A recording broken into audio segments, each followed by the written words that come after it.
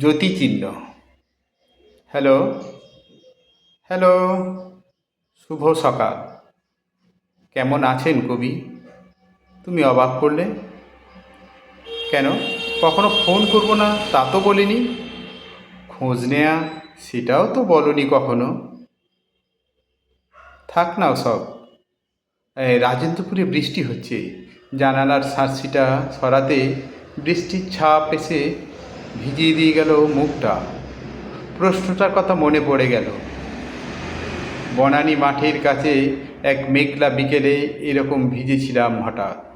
মনে পড়ল তাই তাই ভাবলাম আপনাকে ফোন করি। বৃষ্টি হচ্ছে আমার এদিকটাতেও হচ্ছে, যদিও রেমালের প্রভাব। রেমাল? সে কি? এবারের ঘূর্ণিঝড়ের নাম। অদ্ভুত তো।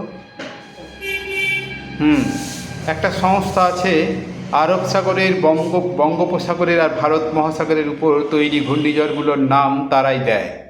এর আগে আয়লা, আমফান, ইয়াস নামে ঘূর্ণিঝড়গুলো আমাদের দেশের উপর দিয়ে বয়ে গেছে। বা দারুণ তো। কিন্তু শব্দটার মানে কি? রেমাল আরবি শব্দ, এর অর্থ বায়ু। এই নামের প্রস্তাব ওমানের কাছ থেকে এসেছিল শুনেছি। কত কিছু জানেন আপনি, শুধু তোমাকে জানতে পারলাম না। আজও খুঁজে পেলাম না তোমার মনের গভীরতা। আপনাকে ধন্যবাদ। কেন?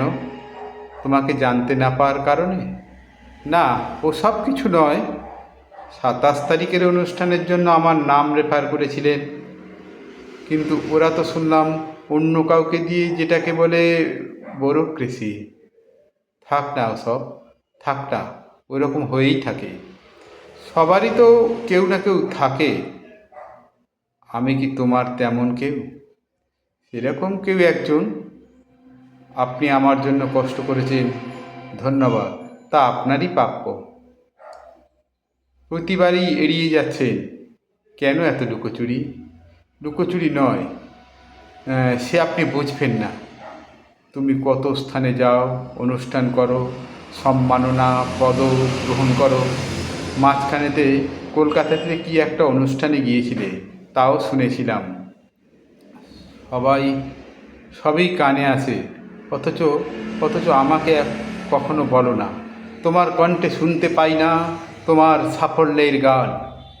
কলকাতায় অল্প সময়ের জন্য গিয়েছিলাম, বলতে পারেন হঠাৎই। শিল্পকলাতে তোমার সংগঠনের অনুষ্ঠান, অথচ আমাকে বললেও না। অথচ দেখো, আমরা একদিন আলোচনা করে সংগঠনের লোগো ঠিক করেছিলাম। পরিচিত এক শিল্পীকে দিয়েই ডিজাইনটা করালাম, এমনকি ট্যাগলাইনটা আমারই দেয়া। অথচ থাক না, থাক না ওসব। সুযোগ পেয়ে লজ্জা দিচ্ছেন কবি। খুব অভিমান হয় বুঝলে। আপনি চাইলে এক কাপ কফি খেতে আসতে পারি। তাহলে বেহালাতে আসো। ওখানে কেন? যেখানে একদিন জ্যোতিচিহ্ন টেনেছিলে, সেখান থেকে না হয় শুরু হোক নতুন পথ চলা।